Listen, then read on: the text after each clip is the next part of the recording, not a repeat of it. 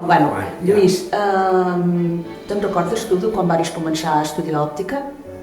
Sí, era molt jove. En realitat, de la meva promoció era el més jove.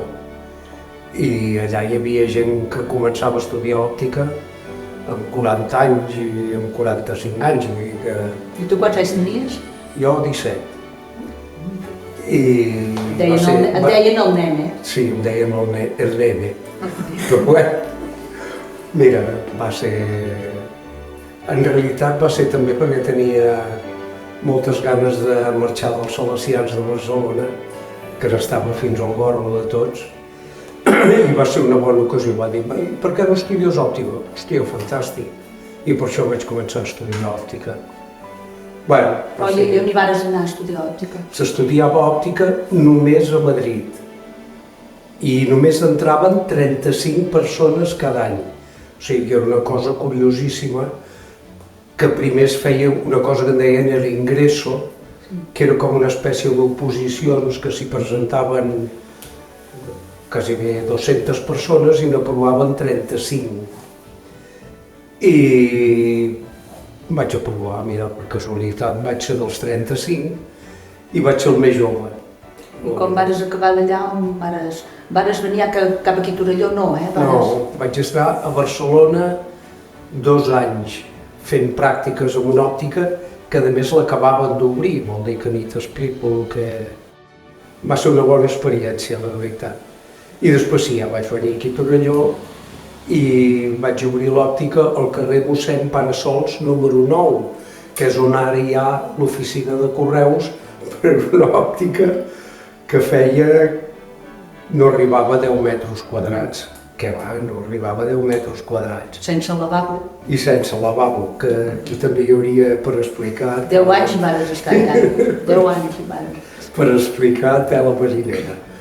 I vam estar 10 anys allà, però després ja és que era impossible seguir allà perquè no hi havia espai, i vam obrir el carrer del Pont.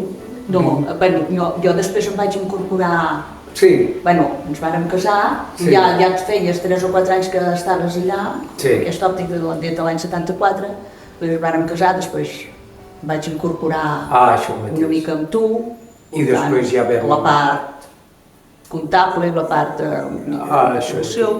I ja vam obrir el del carrer del Pont 28, que estava a total a 100 metres, 150 metres d'aquesta. Sí. Després aquí vàrem estar... 23 anys. 23 anys. I després ja va ser com va arribar l'Anna. No, la Maria Carme primer. Bueno, la Maria Carme. Quan nosaltres vàrem estar 23 anys, tu i jo. Sí. Vale? Tu i jo junts, aquí al carrer del Pont 28. I que va ser una època, bueno, superfeliç, va ser molt maco, la veritat. I després vam anar al carrer del Pont 26. Que allà vam obrir un local, ja hi havia després barri, bueno, hi vam anar perquè ja hi havia l'Anna també, i com que érem 2 òptics ja necessitàvem 2 gabinets per poder graduar al mateix temps, perquè si no un tenia d'estar esperant que l'altre està graduant, espera't que acabi, que això era una història, i allà vam poder obrir amb 2 gabinets. Fantàstic, vam estar-hi allà, quants anys? 13 o 14, no? 13 o 14 anys, sí. I ja vàrem venir cap aquí, o sigui que amb 30 metres ens hem mogut al carrer del Pont, ja estem al carrer del Pont 30.